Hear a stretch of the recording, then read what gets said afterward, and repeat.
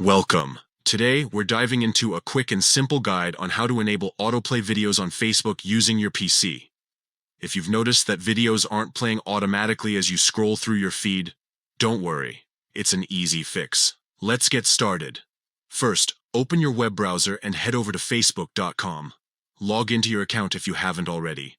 Once you're on the homepage, look towards the top right corner of the screen and click on your profile photo. This will open a drop-down menu. From the drop-down, select Settings and Privacy.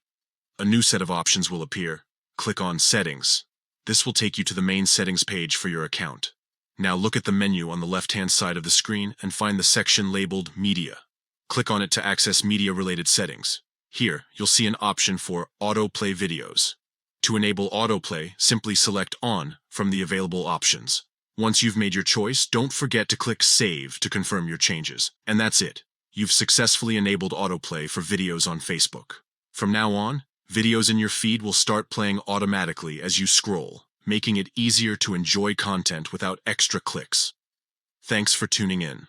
If this guide was helpful, be sure to share it with others who might need a hand. See you next time.